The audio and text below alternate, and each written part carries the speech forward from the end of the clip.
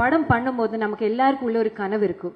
ஒரு படத்தோட ஷூட்டிங் போகும்போது, ஒரு படத்தோட ஸ்கிரிப்ட் எழுதும்போது எல்லாமே எல்லாருக்கும் உள்ள ஒரு கனவு இருக்கும் அதோட சக்ஸஸை பற்றி. அந்த சக்ஸஸ் இன்னைக்கு ஒரு ரியாலிட்டியாகி மாறிடுச்சுல்ல. இன்னைக்கு இந்த ட்ரீம், இதுதான் நான் கனவு, இது என்னோட கனவு இருந்துச்சு. இந்த பைசன் ஷூட் ஸ்டார்ட் ஆகிறதுக்கு முன்னாடி இந்த ரியாலிட்டியாகி மாறிடுச்சு. அதுக்கு மிகப்பெரிய தேங்க்ஸ் நம்ம ஆடியன்ஸ் கிட்ட தான். Thank you so much.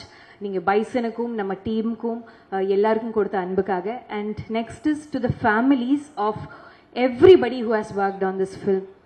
ஏன்னா பைசன் ஒரு ரொம்ப ஹார்ட் ஒர்க் டிசர்வ் பண்ணுற ஒரு படம். நம்ம காஸ்ட் மட்டும் இல்லை, இதோட க்ரூ, இதோட ப்ரொடக்ஷன், எவ்ரிபடி அவ்வளோ நாள், அவ்வளோ டைம், அவ்வளோ எஃபர்ட் இந்த படத்துக்காக கொடுத்துருக்காங்க.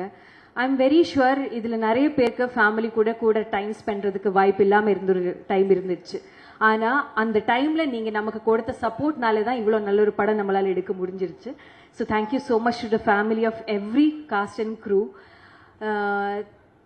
Thank you to my dearest Mari Selvaraj sir.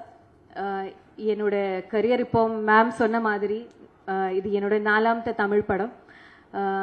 ஒரு ஒரு ஒரு ஆர்டிஸ்ட்டை நினைக்கிற யூனோ ஆசைப்படுற மாதிரி ஒரு கதாபாத்திரம் எனக்கு கொடுத்துருக்காங்க. அது என்னால் முடிஞ்ச அளவுக்கு நான் பண்ணி வச்சுருக்கேன். But thank you so much for trusting me.